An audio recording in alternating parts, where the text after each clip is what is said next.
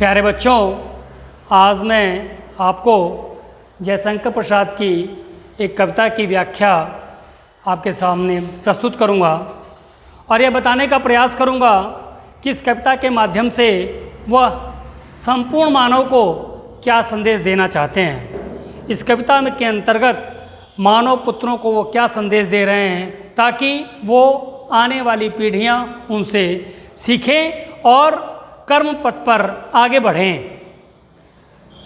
कामायनी सन 1936 में लिखी हुई इनकी रचना है और कामायनी के अंतर्गत कुल 15 सर्ग हैं और उस 15 सर्ग में श्रद्धा और मनु का जो श्रद्धा सर्ग है बहुत ही महत्वपूर्ण हो जाता है।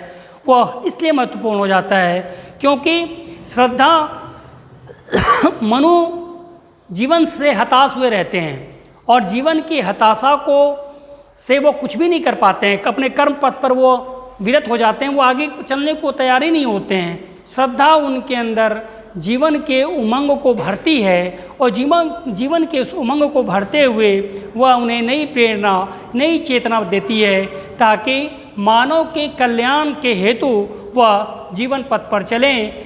आज के इस दौर में नारी की जो शक्ति है, नारी की जो पूजा है, नारी की जो समावेशी शक्ति है, उसका उदाहरण तत्कालीन समय में भी था और आज के मेरे समय में भी था। मैं अभी आपको उसकी एक सुंदर व्याख्या करके बताता हूँ। कविता की कुछ इस प्रकार है।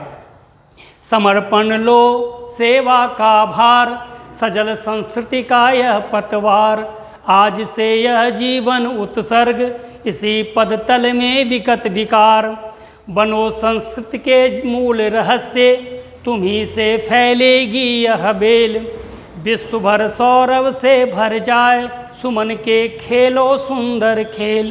क्या कहना चाह रहे हैं कवि? क्या चाह रहा है कि श्रद्धा अपना सब कुछ समर्पण करने को तैयार है। किसके लिए? विश्व के कल्याणार्थ के लिए, विश्व के कल्याण के लिए, परोपकार के लिए।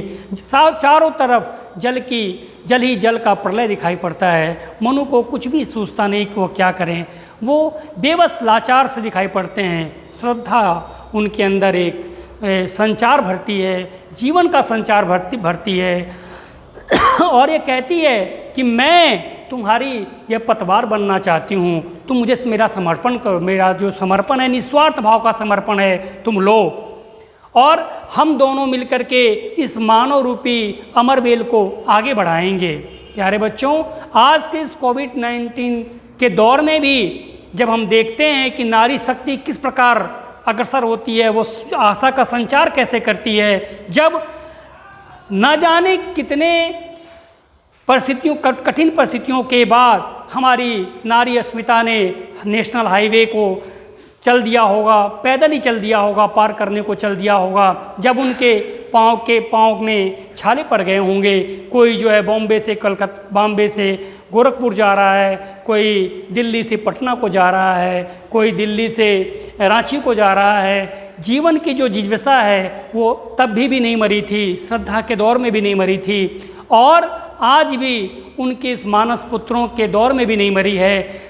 हमारी सरकारों ने न जाने अनगिनत प्रयास किए, लेकिन उन प्रयासों से भी आगे इस मानव रूपी नारी शक्ति ने, मानव ने इन सारी चीज़ों को धता बता दिया और विज्ञान को चुनौती दे दिया। कोई 1000 किलोमीटर चल रहा है, कोई 2000 किलोमीटर चल रहा है। क्यों? क्योंकि जीवन की जो अस्मिता है सबसे बड़ी होती है, जीवन सबसे बड़ा होता है। तो तत्कालीन दौर में भी जब श्रद्धा कहती है कि समर्पण लो सेवा का भार, मैं तुम्हें अपना सहर्ष स्वीकार करती हूँ, सब कुछ तुम्हें सौंपती हूँ, ताकि सजल संस्कृति या पतवार, या इस पतवार में, इस जीवन की पतवार में हम दोनों लोग एक दूसरे को खेवेंगे और एक नए मानव कल्याण का सृजन करेंगे।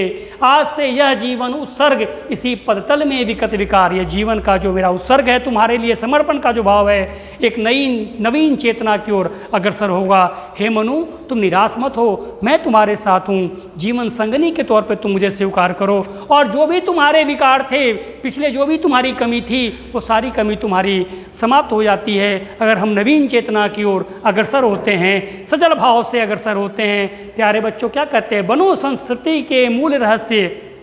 हे मनु, हम नए जीवन कलेवर में नए तथ्यों के साथ एक नए मानव का सृजन करें, जो इस पूरे संसार को एक नई आशा दृष्टि से आगे बढ़ावे, आगे की ओर देखे।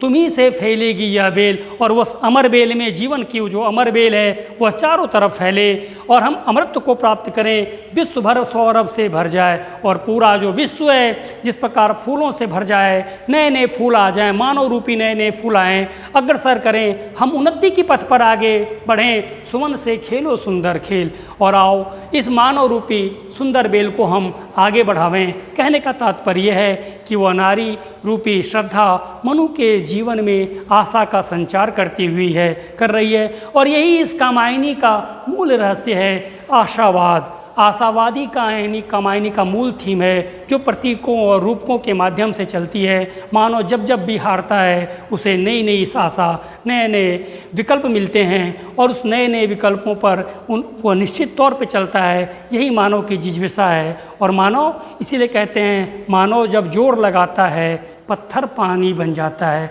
पत्थर भी पानी हो जाता है मानव के जोर लगाने से। तो उस आशा के संचार को श्रद्धा मनु के माध्यम से आगे बढ़ाने का प्रयास करती है। कामायनी का यही मूल तत्व है, आशा का संचार। आशा भाव, आशा का भाव होना ही मनुष्य के मनुष्यत्व की निशानी है। प्यारे बच्चों, आज मैंने इसकी व्याख्या करी है। अगली बार हम जब मिलेंगे तो किसी कवि की सुंदर कविता की व्याख्या आपके सामने प्रस्तुत करेंगे।